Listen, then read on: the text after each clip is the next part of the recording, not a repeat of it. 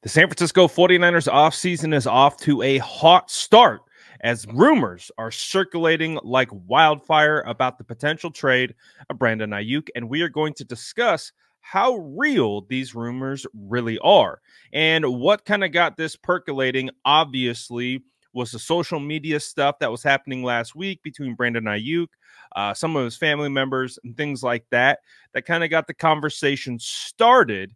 And then today, on a Monday column that was put out by ESPN's Dan Graziano, basically is predicting that Brandon Aiyuk will get traded. So, how real is this? Do we really believe that Brandon Aiyuk, who had his fifth-year option picked up, he's under contract next year, will actually get traded? Now, we understand if we look back at the history, Deebo Samuel went through something very similar. He requested a trade and ultimately wound up getting the payday he was looking for and is still on the team today.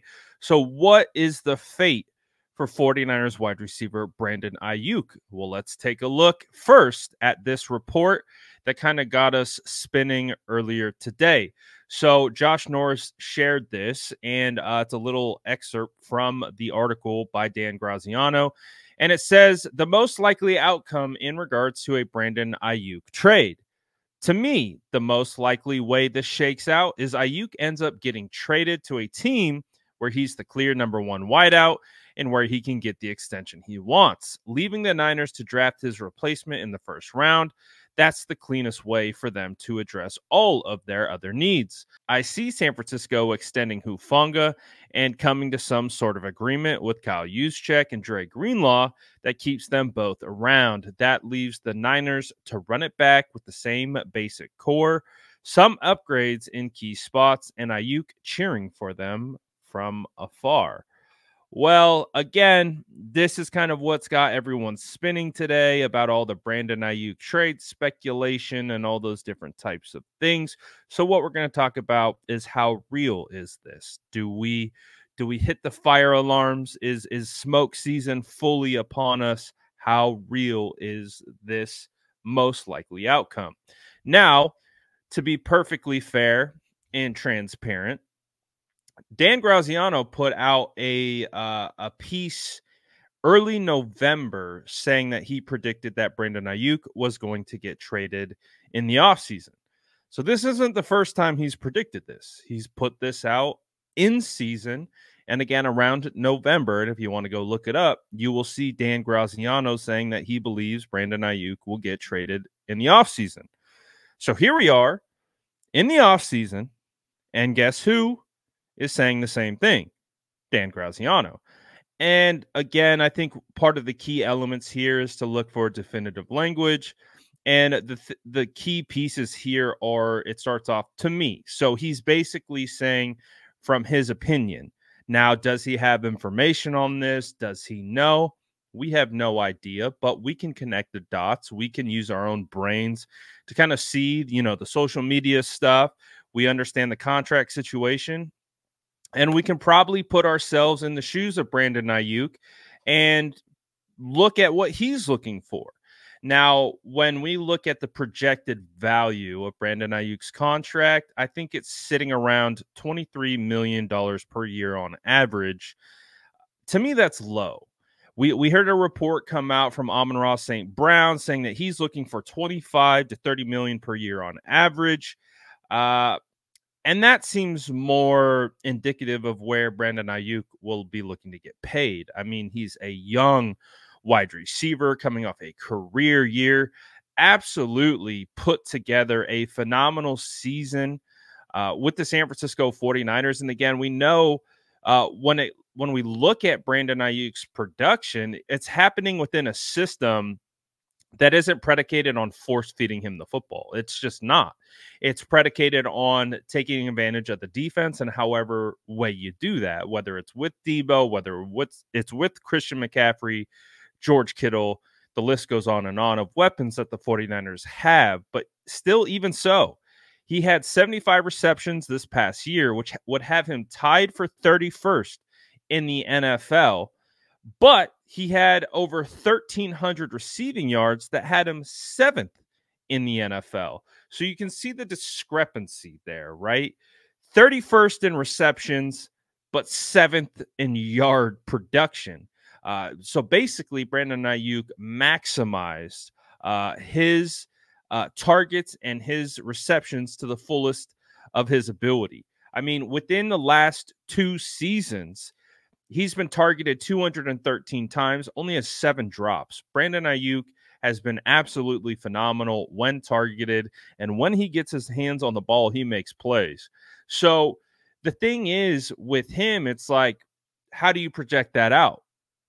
If he's already putting up that type of production on, 31st in receptions, 36th overall in targets, well, okay, let's think about that. Put him in a system where he's top 10 in receptions, top 5 in targets, whatever. Extrapolate that production out. And then that's what you really, I think, have to pay Brandon Aiyuk. You can't pay Brandon Aiyuk for what he's done. You have to pay Brandon Aiyuk for what he's going to do. And I think that's the biggest thing here is how we're trying to quantify all of this, how we make sense of it to kind of understand what is going to happen in this situation with Brandon Aiyuk. I already know for a fact Brandon Aiyuk is a fan favorite. I guarantee you no one wants to see Brandon Aiyuk go anywhere, but this is business season, so we got to talk dollars and cents, and that always isn't going to have a clean crossover with fandom and, with how things happen on the field. And we understand this. We've been here before. So how real is this? Do we genuinely have to be concerned that Brandon Aiyuk is going to be traded? Again, Dan Graziano predicted in November that Brandon Aiyuk was going to be traded. And here he is in the offseason. Check your watches like clockwork that Brandon Aiyuk is going to be traded. Now, he doesn't say anything definitive. All the things he is saying is kind of how we are looking at this as well, right? Brandon Aiyuk most likely wants to be featured in an offense. That's just the assumption at this point. Not only that, he wants to most likely get paid as a number 1 wide receiver. He's very young, and now is the time to capitalize on that. So can he check all of those boxes with the San Francisco 49ers? And if he can't, then I think that's where we open up the discussion of Brandon Aiyuk potentially being traded. Now, again, we've seen a very similar situation with Deebo Samuel. The 49ers listened to offers, but also the 49ers weren't going to just trade Deebo for anything. From what we heard and from what we got from reports, Deebo, a deal kind of facilitated in the form of the New York Jets, but it wasn't enough. It wasn't enough, especially with Deebo coming off the all-pro season that he had, carrying the 49ers offense along. It wasn't enough. The 49ers declined. They did not accept. They kept Deebo and ultimately landed on a contract extension. So with the combine coming up next week, this is why the timing is very crucial to this. This is where all these things are discussed. This is where the entire NFL world comes together, front offices, general managers, agents, all of it. They all come together in Indianapolis and they get the face-to-face where these things can be discussed. So how real is it?